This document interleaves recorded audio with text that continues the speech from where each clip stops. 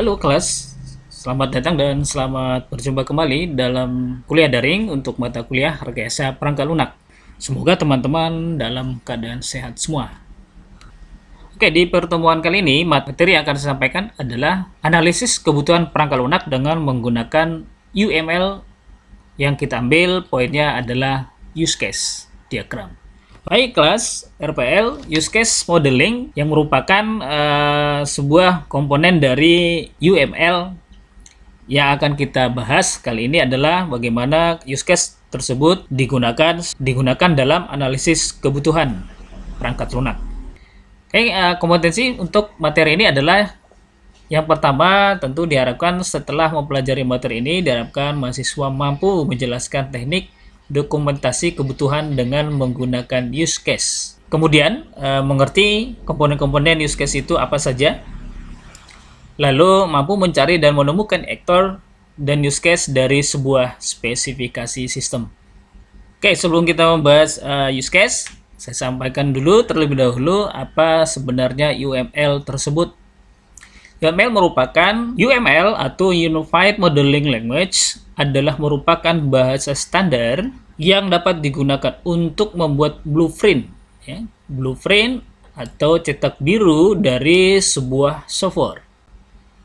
Nah, UML ini biasa digunakan sebagai alat untuk memvisualisasi spesifikasi, kemudian konstruksi dan dokumentasi suatu software. Nah, kemudian dalam UML ini dikenal ada beberapa diagram, yaitu yang pertama ada use case diagram, kemudian class diagram, object diagram, sequence diagram, kolaborasi diagram, stage chart diagram, activity diagram, komponen diagram, dan deployment diagram. Ini adalah diagram-diagram yang dikenal dalam UML.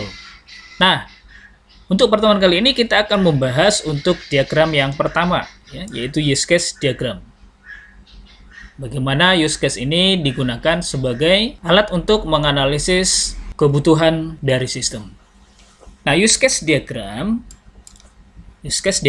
digunakan untuk memodalkan fungsional sistem, yang digunakan oleh pengguna sistem. Nah, jadi bagaimana fungsional sistem yang digunakan oleh pengguna sistem tersebut itu akan kita visualisasikan atau modelkan dengan menggunakan use case.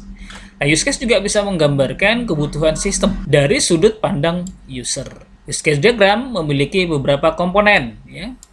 Dalam use case diagram kita kenal beberapa komponen. Yang pertama adalah komponen sistem yang dikembangkan atau yang disebut dengan batasan sistem. Yang kedua ada yang disebut aktor. Yang ketiga, komponen use case. Dan yang keempat, relationship. Nah, kita melihat komponen use case dalam diagram ini. Oke, ini adalah diagram untuk komponen use case. Saya jelasin secara simple. Yang pertama adalah aktornya. Aktor itu apa?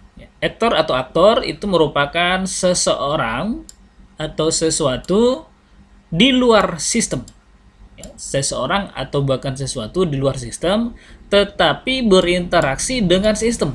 Seseorang atau sesuatu yang berada di luar sistem namun berinteraksi dengan sistem, itulah yang disebut dengan aktor.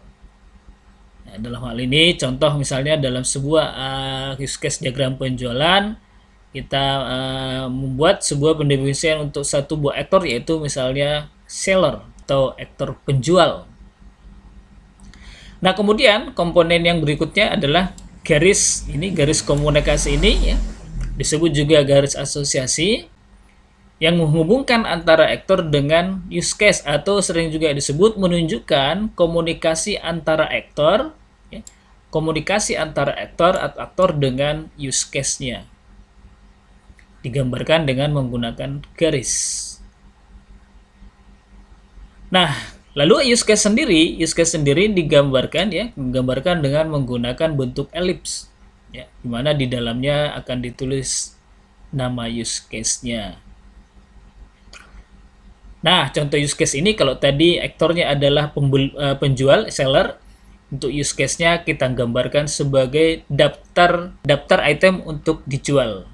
Di use case didefinisikan sebagai sebuah tempat dalam fungsionalis sistem. Nah, berikutnya ada di luar item ini ada yang disebut dengan use case deskripsi atau use case spesifikasi. Use case spesifikasi atau use case deskripsi ini digunakan untuk menggambarkan arus dasar dari sebuah event. Bila mana ada sebuah arus yang kemudian tidak normal, maka kita perlu membuat arus dari atau aliran alternatif. Nah, aliran alternatif itu kita gambarkan dalam use case deskripsi ini. Kemudian misalnya juga ada arus yang salah, lalu arus yang salahnya itu jika salah dialihkan kemana, lalu ada sub arus ya, yang kemudian kalau misalnya ada sub arus dari sebuah basic flow tadi, maka kita gambarkan dalam use case deskripsi atau use case spesifikasi ini. Oke, kita lihat satu persatu komponen dari use case tersebut. Yang pertama kita membahas tentang batasan sistem. Apa yang dimaksud dengan batasan sistem dalam use case? Batasan sistem di sini adalah merupakan bagian dari sebuah pemodelan di mana batasan sistem ini merupakan boundaries atau boundary system ini merupakan sesuatu yang harus didefinisikan. Kenapa harus didefinisikan? Untuk menetapkan batasan atau menentukan mana yang kemudian berada di dalam sistem. Ya. Mana yang kemudian berada di dalam sistem dan mana yang kemudian berada di luar sistem. Oke, maksudnya di sini adalah kalau misalnya saya contohkan misalnya sistem penerimaan mahasiswa baru.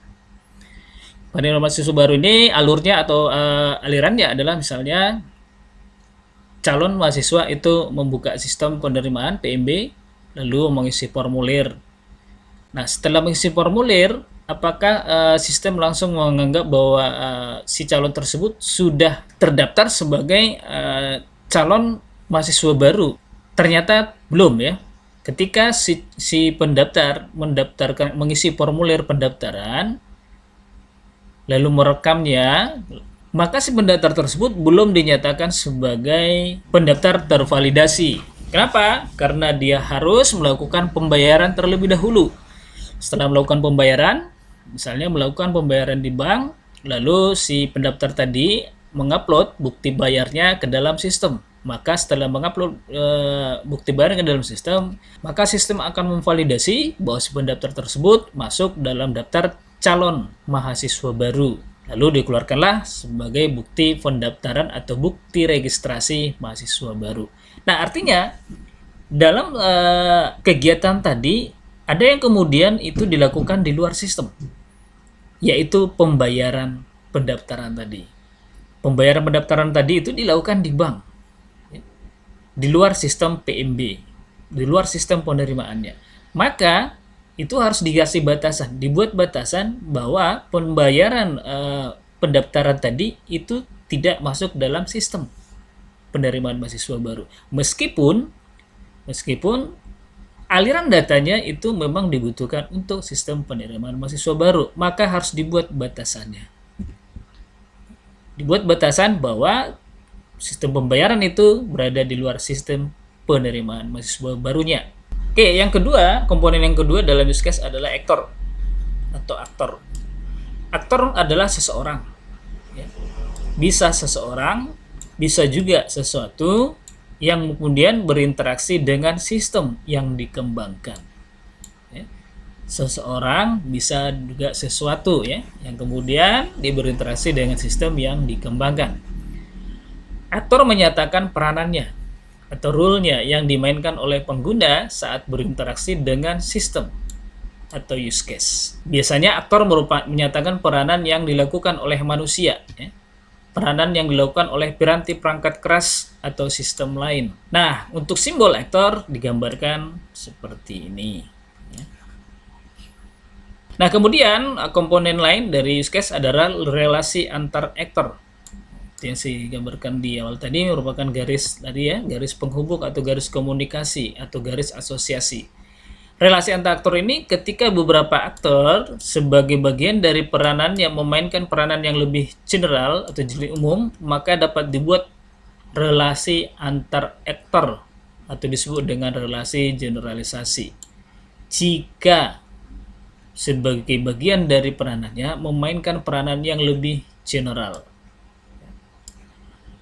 Perilaku general dideskripsikan dalam aktor superclass. Kemudian ada spesialisasi aktor, ya. Spesialis aktor itu akan mewarisi perilaku dari superclass tersebut. Namun, relasi antar aktor ini tidak selalu diperlukan, ya. Tidak selalu ada relasi antara aktor satu dengan aktor yang lain.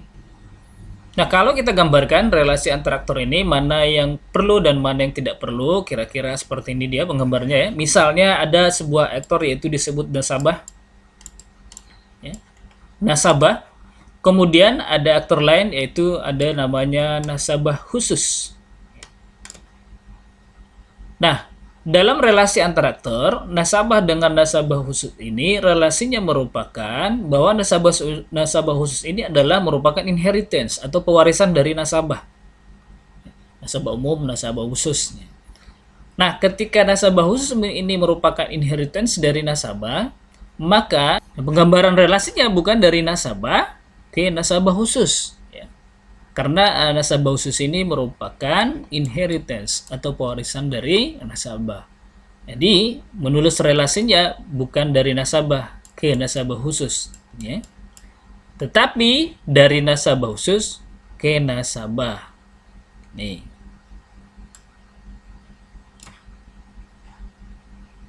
Nah, demikian menggambarkan relasi antar aktor apabila ada beberapa aktor yang berkomunikasi. Nah, kemudian use case. Use case adalah merupakan sebuah pendeskripsian sequence dari sebuah aksi. Use case merupakan perilaku yang ditujukan oleh sistem. Use case menggambarkan sequence transaksi, urutan transaksi yang dilakukan oleh aktor dan sistem dalam pola dialog. Ya, pola dialog itu tadi yang komunikasi tadi. Use case itu menggambarkan apa yang dilakukan oleh sistem, apa, ya, bukan bagaimana sistem mengerjakannya. Tapi use case, saya ulangi, use case itu menggambarkan apa yang dilakukan oleh sistem, bukan bagaimana sistem melakukannya. Use case menyatakan perilaku lengkap yang dirasakan oleh aktor. Jadi untuk simbolnya itu digambarkan dengan bentuk elips seperti ini, ya. Use case digambarkan dengan simbol elips, bentuk elips, di mana nama use case-nya dituliskan di dalam bentuk tersebut. Nah, selanjutnya untuk relasi use case. Nah, relasi use case dapat diorganisir dengan menentukan relasi antar use case. Nah, relasi use case ini sendiri terdiri dari ada yang disebut dengan relasi include, relasi extend, dan relasi generalisasi atau spesialisasi. Nah, sekarang kita melihat apa dan bagaimana relasi use case include ini. Nah, relasi include ya, merupakan base use case secara eksplisit menggunakan perilaku use case lain. Artinya, relasi ini digunakan untuk menghindari deskripsi yang sama secara berulang-ulang. Nah, kalau kita gambarkan, ya, misalnya seperti ini, terdapat pemanggilan use case, ya, terdapat pemanggilan use case oleh use case selain, misalnya. Saya contohkan misalnya seperti ini ya, jika ada objek X includes Y, ini artinya menunjukkan bahwa ada proses untuk melakukan X ini itu selalu harus melibatkan Y. Bahwa proses tersebut, proses untuk melakukan ini harus selalu melibatkan Y. Misalnya kalau saya contohkan ya, bagaimana misalnya teman-teman ketika masuk ke dalam sebuah sistem, saya contohkan misalnya untuk sistem kontrak mata kuliah, kontrak kuliah. Nah, sebelum kontrak mata kuliah ini dilakukan, kita harus selalu login terlebih dahulu. Nah, kemudian ada proses lain, misalnya proses untuk mencetak kartu hasil studi. Demikian juga dengan mencetak kartu hasil studi ini, bahwa si user mahasiswa itu harus terlebih dahulu juga melakukan login. Nah, itu disebutkan bahwa X, di mana X di sini harus lebih dahulu memenuhi kondisi awalnya, ya, memenuhi kondisi awal atau prekondisi, di mana agar Y dapat dilakukan kemudian. Nah, kira-kira seperti ini ya. Relasi use case include itu digambarkan misalnya ketika mahasiswa melakukan registrasi untuk mata kuliah ya, kontrak mata kuliah saya katakan. Di sini ada register for course ya. Use case registrasi mata kuliah ini di sini disebut dengan garis komunikasi ini ya dengan use case login. Artinya ketika mau mengontrak mata kuliah, maka garis komunikasi use case kontrak mata kuliah ini dengan login ini itu merupakan garis komunikasi atau flow include. Artinya setiap ingin melakukan kontrak mata kuliah, maka si aktor itu harus juga melakukan login atau logon validation.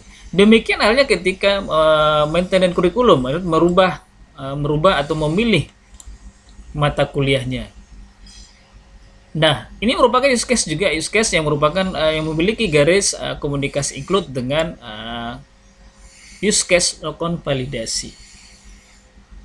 Artinya ketika ingin maintain kurikulum atau merubah atau mengganti atau memilih atau mata kuliah, si aktor itu harus juga melakukan login terlebih dahulu. Artinya proses untuk melakukan maintenance kurikulum atau register kursus ini, pendaftaran mata kuliah ini selalu harus logon validation.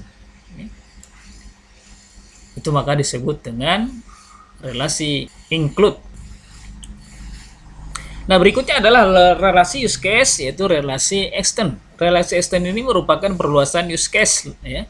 Perluasan dari use case lain jika kondisi atau syarat terpenuhi. Artinya, relasi ini digunakan untuk memodelkan bagian dari use case yang dipandang hanya sebagai perilaku opsional dari sistem saja. Artinya tidak selalu harus ya. Nah, kalau kita contohkan kira-kira seperti ini. Kalau ada sebuah aktor nasabah melakukan pembukaan rekening. Aktor nasabah melakukan pembukaan rekening. Di mana use case buka rekening ini memiliki beberapa kategori juga ya. Ada yang disebut dengan rekening umum, rekening tabungan atau rekening apa saja, dan diantaranya adalah rekening deposito. Nah, ketika nasabah membuka rekening, maka bisa muncul sebuah use case, yaitu use case inheritance yang merupakan pewarisan dari buka rekening tersebut. Itu salah satu tadi adalah buka deposito. Apakah nasabah akan membuka deposito ketika membuka rekening? Nah, ini merupakan extend ya, extend. Aliran atau relasi extend yang disebut sebagai aliran opsional dari sebuah sistem atau tidak wajib ya, karena si nasabah ketika buka rekening tidak harus buka deposito ya. Tetapi ketika nasabah buka rekening, nasabah juga bisa membuka deposito. Nah, buka deposito ini use case dibuka deposito ini menjadi relasi use case extend terhadap use case buka rekening. Karena buka deposito bukan kegiatan wajib, tetapi merupakan opsional sistem saja. Nah, kemudian ada relasi use case, yaitu disebut dengan generalisasi atau inheritance antara use case. Relasi ini dibuat ketika ada sebuah keadaan yang lain, ya, atau perlakuan khusus. Ada perlakuan khusus, artinya ada perlakuan tidak normal, ya, dari sebuah relasi use case A kepada use case yang lainnya. Maka inheriting use case atau use case pewarisannya itu berada atau dibuat di bawah parent use case-nya. Berbeda tadi kalau kita melihat yang di include tadi ya. Kalau include tadi ini dibuat seperti ini garis putus-putus karena dia extend ya, opsional. Sedangkan untuk relasi generalisasi ini merupakan relasi use case yang kemudian merupakan relasi perlakuan khusus. Nah, sebagai contoh seperti ini, ada use case bayar. Nah, use case bayar ini oleh karena keadaan tertentu, misalnya kalau di bank ya, kalau di bank itu ada namanya nasabah priority ya. Nasabah priority ini ketika datang ke bank bersama-sama dengan nasabah umum ingin melakukan pembayaran, maka proses pembayaran yang dilakukan oleh nasabah umum dengan nasabah prioritas tadi itu akan berbeda pelayanannya. Nah, perbedaannya adalah bahwa kalau misalnya nasabah umum dia akan mengantri di barisan kasir yang sudah ditentukan, sedangkan untuk pembayaran khusus dia akan diarahkan ke kasir khusus ya, tidak mengikuti barisan nasabah umumnya. Artinya, pembayaran khusus tadi ya, kegiatan yang harus dilakukan dalam proses pembayaran, namun keadaannya diperlakukan khusus. Maka use case untuk pembayaran tersebut, pembayaran khusus ini disebut dengan inheriting use case, yang kemudian dia akan mengalirkan digambarkan alirannya kepada use case parent use case-nya, yaitu use case bayar. Nah, berikutnya adalah bagaimana cara mengidentifikasi aktor. Nah, cara mengidentifikasi aktor ini adalah dengan cara yang pertama bisa kita lakukan dengan cara yang pertama, kita mengidentifikasi siapa yang didukung oleh sistem dalam melakukan pekerjaannya. Itulah yang disebut tadi, bahwa aktor itu bisa saja seseorang maupun sesuatu. Ya. Yang kedua, bisa kita identifikasi dengan siapa yang menjalankan fungsi-fungsi utama sistem. Itu tadi yang disebut, bahwa aktor juga bisa sesuatu. Ya. Selain seseorang, aktor juga bisa sesuatu. Lalu kemudian mengidentifikasi aktor ya, bisa dilakukan dengan cara siapa yang melakukan atau menjalankan fungsi-fungsi sekunder sistem, seperti pemeliharaan atau fungsi adminnya. Itu tadi kembali ke seseorang tadi. Ya. Lalu kemudian juga bisa dilakukan identifikasinya dengan perangkat lunak eksternal, atau mungkin juga ada perangkat lunak apa sistem akan berinteraksi. Jadi dengan perangkat lunak eksternal atau perangkat lunak apa sistem akan berinteraksi. Nah, kemudian bagaimana cara mengidentifikasi use case? Kalau tadi mengidentifikasi use case, ya, jika ingin mengidentifikasi use case, kita bisa melakukan yang pertama, melakukan pendekatan yang dapat digunakan seperti user-centric atau berfokus pada aktor, yaitu di mana untuk setiap aktor diidentifikasi apa yang aktor butuhkan.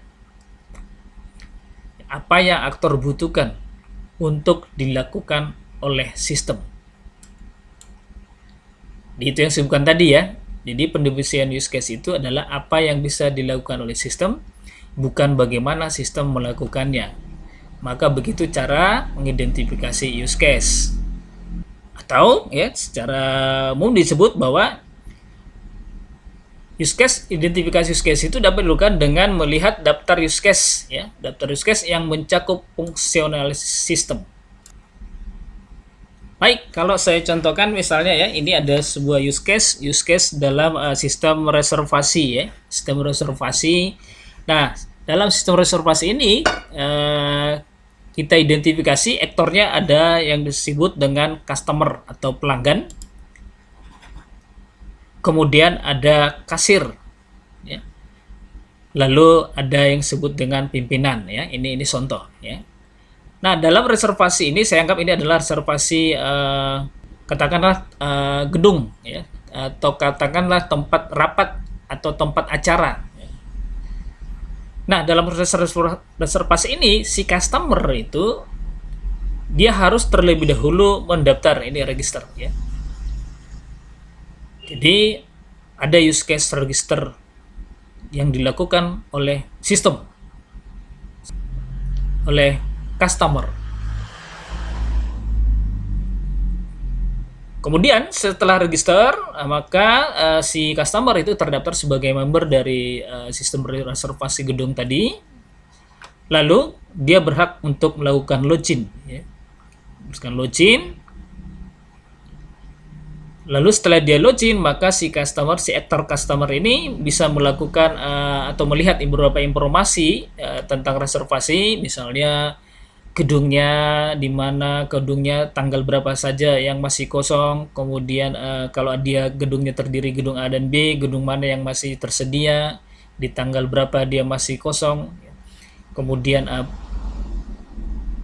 apa saja fasilitas yang dimiliki.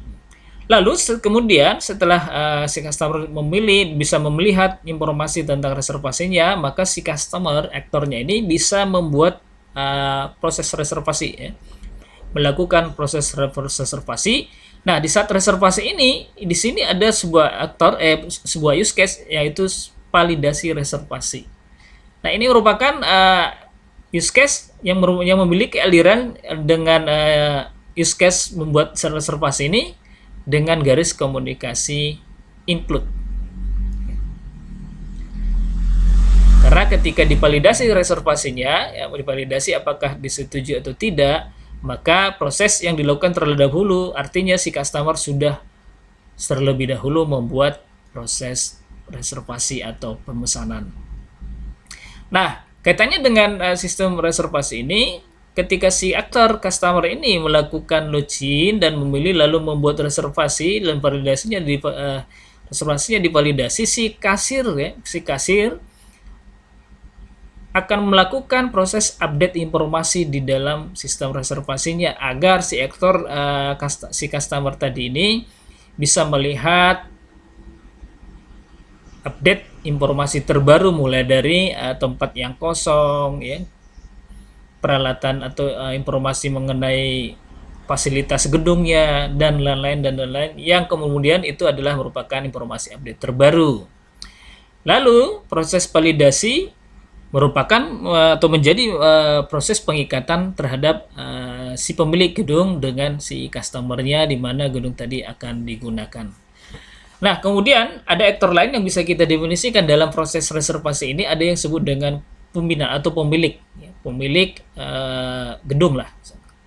Nah, pemilik gedung juga bisa melakukan sebuah proses, yaitu untuk masuk ke dalam sistem update terbaru tentang penggunaan gedung, di mana update terbaru tersebut bisa dia dapatkan melalui laporan, ya, laporan pemesanan ataupun laporan penggunaan gedung yang sebelumnya itu telah diolah oleh si kasir, ya, katakanlah ini kasir sebagai admin sistemnya. Nah, masing-masing aktor ini juga bisa melakukan proses yaitu logout dari sistem ini. Samping mereka bisa melakukan login, juga bisa melakukan logout. Nah, ini contoh simple dari sebuah use case, yaitu use case untuk reservasi sebuah gedung. Dalam proses reservasi ini kita tadi mengidentifikasikan yang disebut dengan aktornya, lalu use case-nya, ya. Di mana use case tadi kita sebutkan untuk identifikasinya adalah bagaimana kita melihat apa saja yang bisa dilakukan oleh sistem dari aktivitas yang akan dilakukan oleh masing-masing aktor ini. Hai kelas RPL, demikian tadi bagaimana kita menggambarkan use case merupakan bagian dari UML yang dapat kita gunakan dalam menganalisis sebuah kebutuhan sistem. Hai kelas, jika masih ada yang kurang jelas silakan disampaikan, ya, pertanyaannya di aktivitas di pertemuan kita kali ini. Di pertemuan berikutnya kita akan lebih merincikan kembali tentang penggunaan use case kaitannya dengan analisis kebutuhan perangkat lunak yang akan kita bahas di pertemuan berikutnya, yaitu dari topik use case spesifikasi atau use case deskripsi.